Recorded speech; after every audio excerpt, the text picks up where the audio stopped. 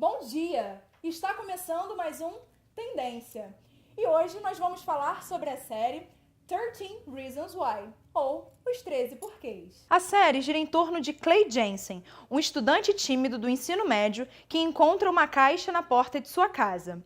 Ao abri-la, ele descobre que a caixa contém 7 fitas cassete gravadas pela falecida Hannah Baker. Inicialmente, as fitas foram enviadas para um colega, com instruções para passá-las de um estudante para outro. Nas fitas, Hannah explica para 13 pessoas como elas desempenharam um papel na sua morte, apresentando 13 motivos que explicam por que ela se matou. Hannah deu uma cópia das fitas para Tony, que avisa para as pessoas que, se elas não passarem as fitas adiante, as cópias vazarão para todo mundo, o que poderia levar ao constrangimento público e vergonha de algumas pessoas, enquanto outros poderiam ser ridicularizados ou presos. A série trouxe a conscientização sobre a questão do suicídio, além de ter sido creditado um aumento de quase 100% nas ligações para linhas diretas de proteção à vida. Estamos aqui com a doutora Alice Machado, psicóloga, e você poderia comentar um pouco sobre isso? Primeiramente, bom dia. A série trouxe questões sobre bullying e, infelizmente, os adolescentes hoje em dia sofrem bullying pelo mínimo que seja.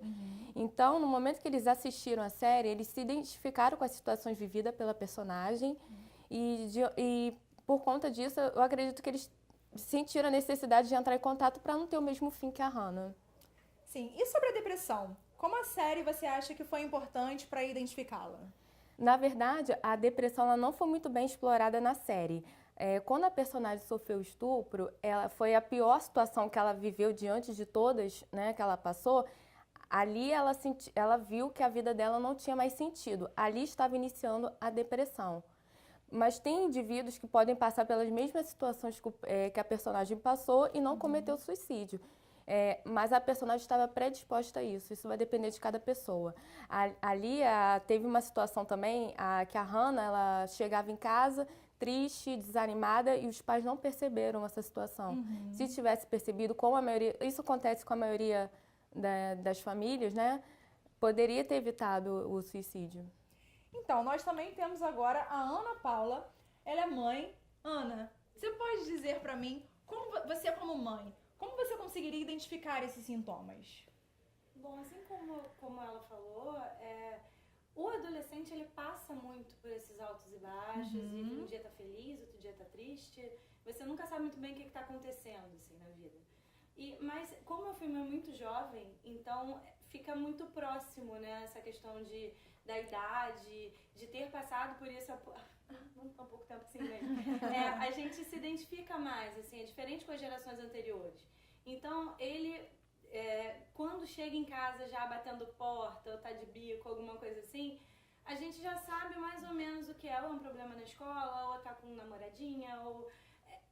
Não sabe o que é, mas sabe que tem algo de errado. Exatamente. Nem todo dia dá tempo de você chegar e sentar e falar, mas eu acho que é fundamental ter esse tipo de preocupação e tirar pelo menos, digo porque eu costumo fazer isso, tirar um dia da semana para ser o dia da conversa, vamos colocar assim. Seria, então, no seu caso, a solução para esse problema, né? Prestar atenção, na verdade. Até mesmo na série, a Hannah ela chega em casa, ela fica meio isolada. Então, a solução que você vê, até mesmo para esse problema, seria mesmo uma conversa, né? Com certeza.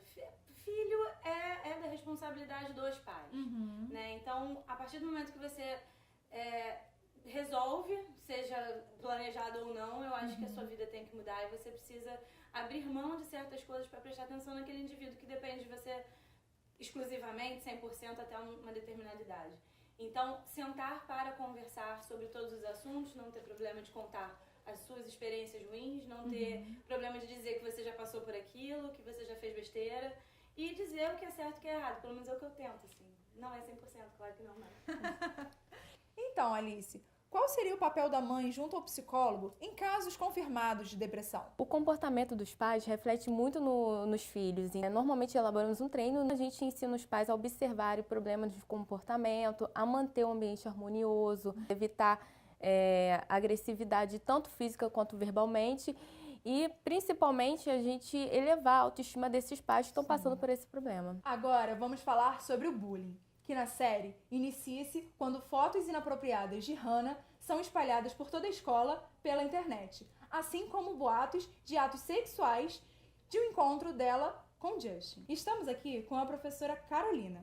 Você poderia nos dizer qual é a posição do professor em relação a essa situação? Bom dia primeiro, bom dia a todos e todas. O professor, assim como os pais, ele tem que estar atento aos seus alunos, né? Então o professor, ele sabe quando um aluno, por exemplo, tem um comportamento diferente, ele sabe quando o aluno está faltando aula, né? Cabula a aula, né? E procura, né? Vai até o aluno, conhece a situação, conversa com o aluno, porque a relação em sala de aula ela não é única, exclusivamente dentro da sala, né? A relação de aprendizagem, ela também é fora, né? A gente se preocupa com os nossos alunos. Alertar os pais e alertar também, no caso, por exemplo, da escola da Hannah, existe um conselho. E você acha que o professor, ele tem essa capacidade de identificar os indícios de um suicídio? Eu acho que sim, e eu vou dar um exemplo meu, né?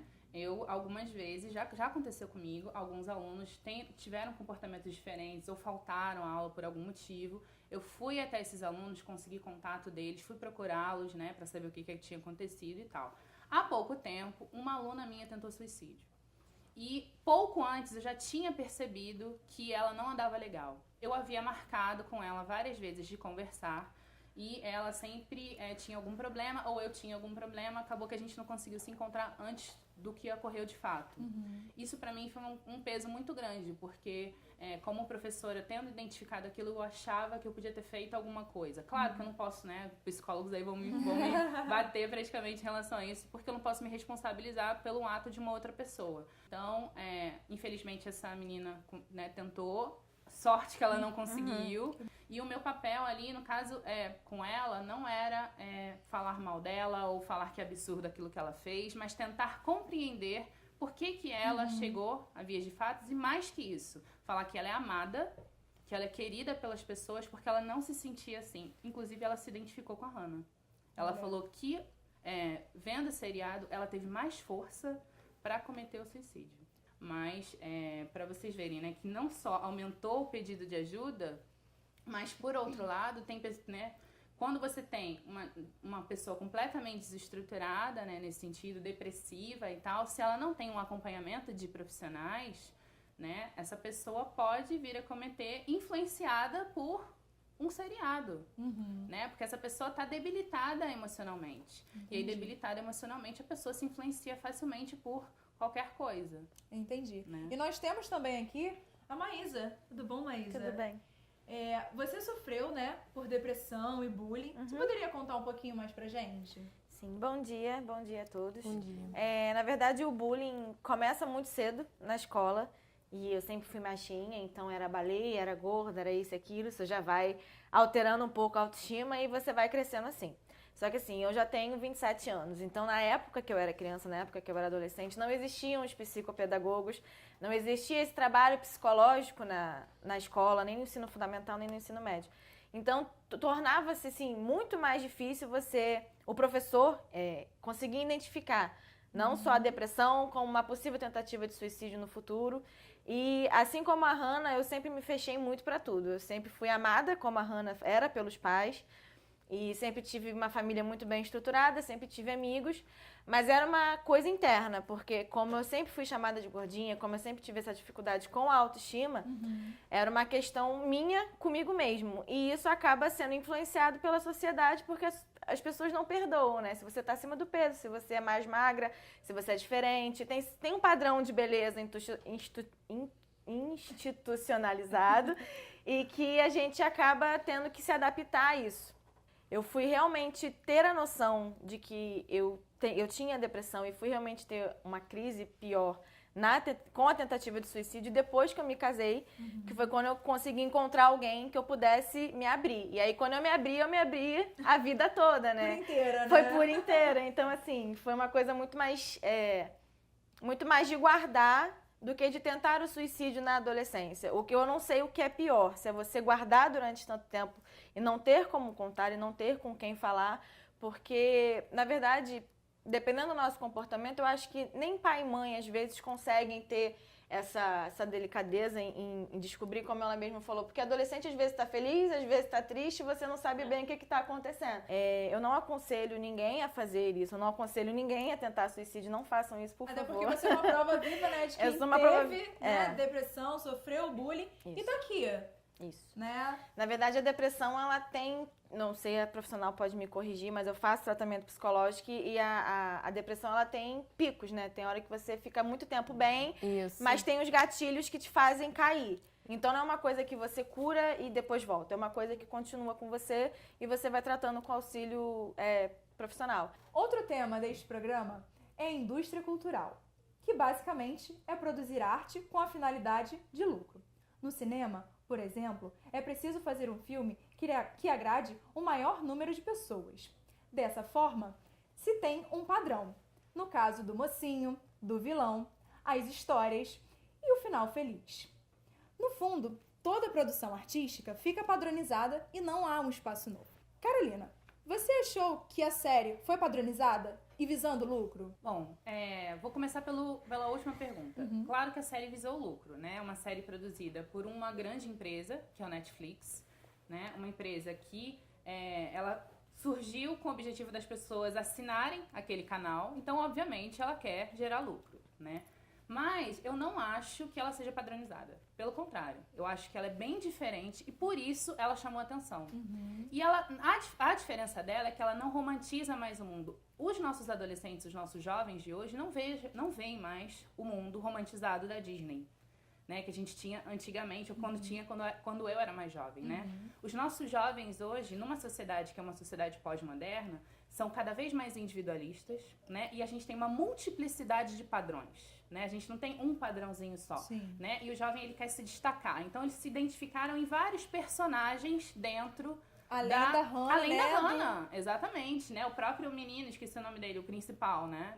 Que a Hannah é, Clay. obviamente, o Clay, principal né? da história. Clay. Exatamente, mas ele é o principal mesmo da série. Ele mesmo também é um personagem, né, atípico e tal. Então, acho que as pessoas se identificaram com vários personagens.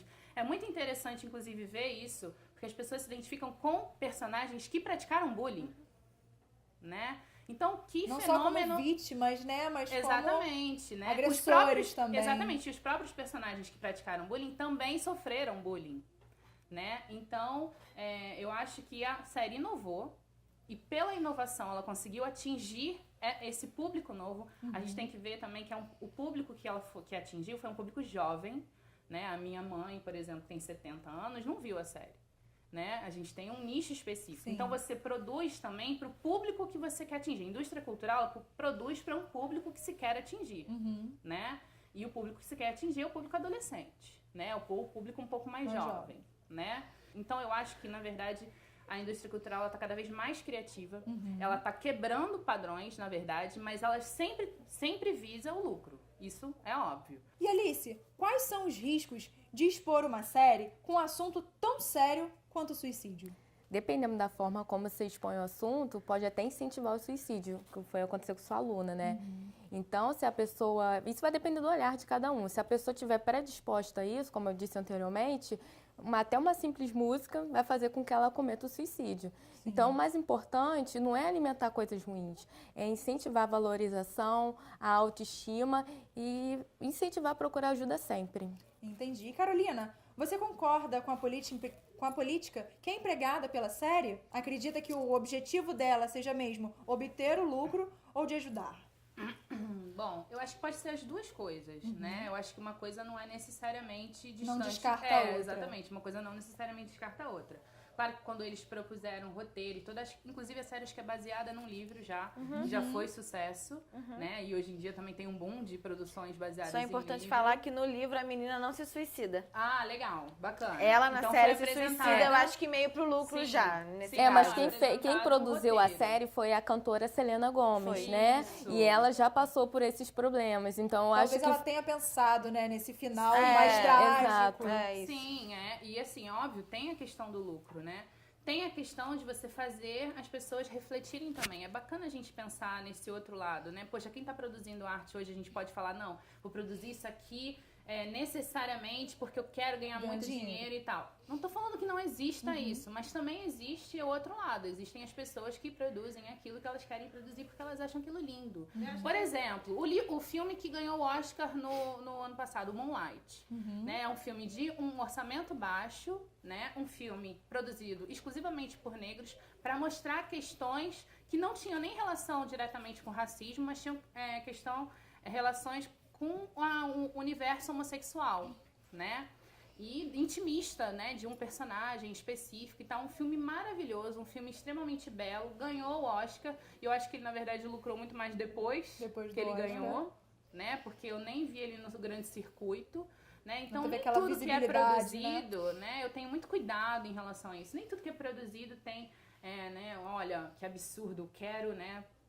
Lucro a qualquer custo, né? Óbvio que o lucro sempre vem, mas existe beleza, existe incentivo, as pessoas querendo fazer coisas bacanas, entendeu? Também para além do lucro. E Maísa, conta pra gente, a série te ajudou ou atrapalhou em questão da sua depressão? Olha, isso é muito particular, como a psicóloga falou, depende muito da sua predisposição. Hoje eu tô numa fase que eu tô fazendo tratamento psiquiátrico e psicológico. Então, pra mim, não teve nenhuma coisa que desse o gatilho para que eu tentasse novamente suicídio.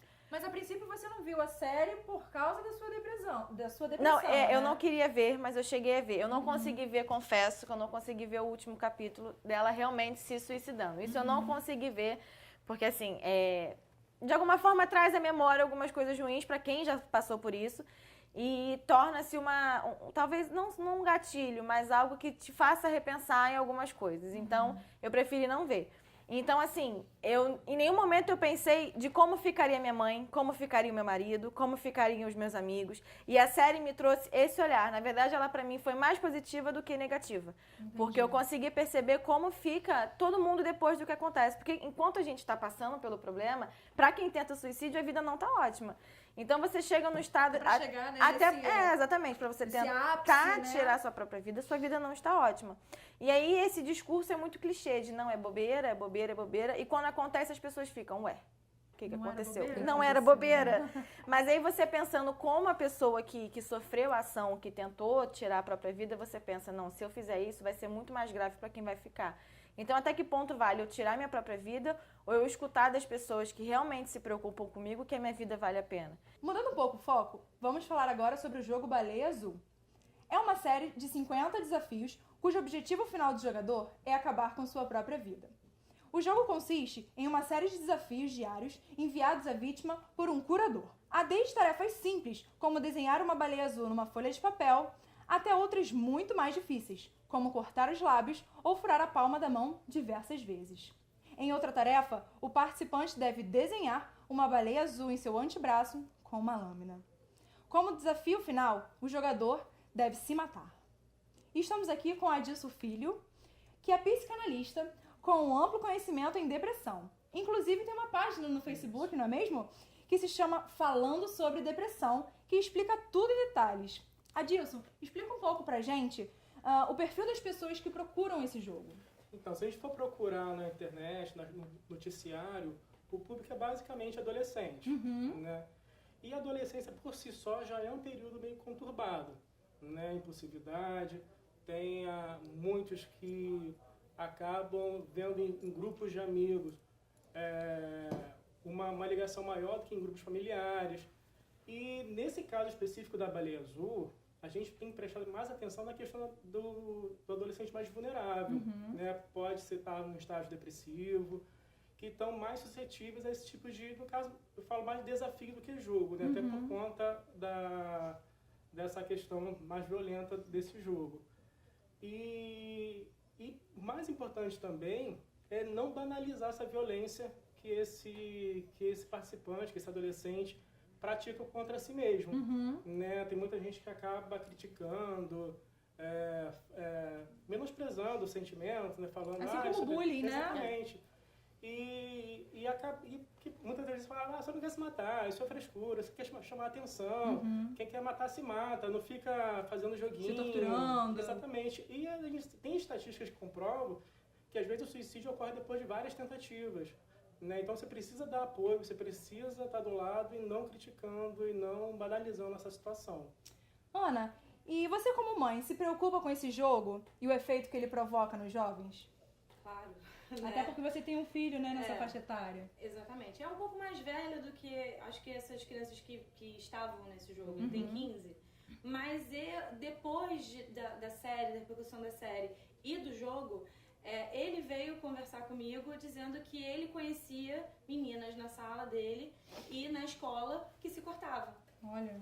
E assim, é uma informação que você não tem. Assim, oi mãe, cheguei da escola, vi uma pessoa que se cortou, né? realmente Então, aquela assim, abertura que ele muito conseguiu. grande atualmente. inclusive. exatamente. E assim, uma coisa que a gente em casa ou no trabalho não tem acesso, a menos que você preste atenção. Então, assim, é interessante que se preste atenção, que tome cuidado e que converse, né, acima de tudo, para esclarecer. E Adilson, explica um pouquinho mais pra gente como os pais e os professores devem agir diante desse problema e como os jovens podem buscar ajuda de algum caso que já tenham entrado em contato com esse jogo. Acho que tanto a Ana quanto a Carolina falaram muito bem a respeito sobre como tanto os pais quanto os professores se comportar. Prestar atenção, mudança de comportamento. A pessoa que era muito calma, às vezes apresenta um comportamento mais agressivo, ou então mais esquivo, né? Fica muito isolado. Prestar atenção nessa mudança de comportamento. Comportamento alimentar também, passou a comer muito, ou perdeu o apetite. Então, da mutilação que o seu filho comentou, isso vem muito antes do jogo, né? O jogo é mais um episódio. Então, até aqui, acho que foi você mesmo que havia comentado no intervalo, que mais do que a questão da série, mais do que a questão do jogo, é o convívio que você precisa construir. É conhecer bem o seu filho. Passar confiança, né? Saber com quem ele anda, quem são os amigos. Trazer isso para mais perto da família, né? Para mais perto de casa. A questão da mutilação também é importante. Você reparar se não está cobrindo muito o corpo, se não está cobrindo, escondendo as feridas, né? As marcas. E o diálogo, a intimidade, isso que a gente precisa resgatar um pouco mais para poder evitar esse tipo de situação. E do ponto de vista terapêutico, como funciona a depressão? E você acha que tem cura? Olha, Freud vai falar, no texto que melhor vai explicar isso, é o luto e melancolia. Né? O luto a gente sabe que está muito ligado à questão da perda. Né? A gente trabalha, a gente lida isso ao longo da nossa vida quando a gente perde familiares, às vezes até no fim de uma relação, a perda está muito ligada nessa questão da perda. E a melancolia, é como ela é tratada a depressão naquela época, é uma questão muito voltada para uma imagem negativa do seu eu. Né? Eu distorço a forma como eu me vejo. Então, eu me vejo de uma forma inferior, eu acabo tendo uma forma negativa de lidar comigo mesmo. Por mais que você diga, não, você está bem, você vai passar, mas eu não consigo entender isso, eu não consigo aceitar essa situação. É muito fácil para o outro dizer o que você deve fazer, né? E no processo terapêutico, a pessoa falando, a gente vai trabalhar essa forma de você lidar, de você ver e vai transformar essa questão buscando a questão da cura. A cura mesmo é uma palavra que vem do latim que significa cuidar. Então é uma questão do cuidado que a gente precisa ter. Agora, se tem cura, pode ter sim. Se você identifica logo nos primeiros sintomas, né, uma depressão, você identifica no início, e você consegue ter um tratamento adequado, tanto com o médico quanto com o terapeuta, você consegue evitar que essa pessoa chegue num próximo episódio. E se for um caso que já está mais avançado, que muitas das vezes a pessoa ela até procura um médico, mas ela não faz a terapia. O médico... Que é super importante a medicação também, vai né? controlar, é importante, você tem que fazer o uso da Mas é medicação. paliativo, né? Só que você precisa entender a causa, o motivo, o gatilho, o que é aquilo que vai provocar esse sintoma em você.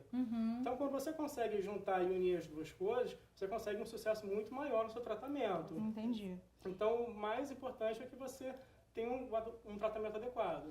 E assim, qual seria o papel da família, da escola e até mesmo da faculdade nessa questão da depressão?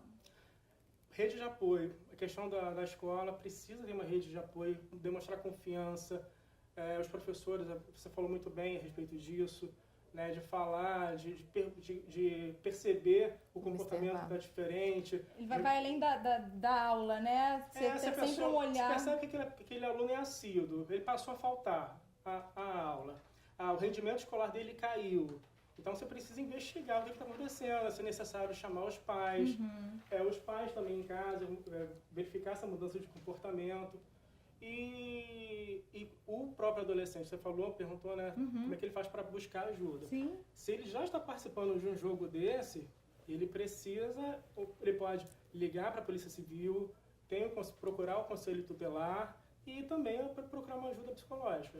Então, gente, é isso. Eu espero que tenham gostado. Preciso ressaltar que não há nada de errado em dizer que você precisa de ajuda. Há pessoas qualificadas para te ajudar. Obrigada, pessoal, pela presença. E finalizo com uma frase de Hannah Baker. Você não precisa que o mundo te ame, mas merece que as pessoas te respeitem, respeitem seus limites e suas decisões.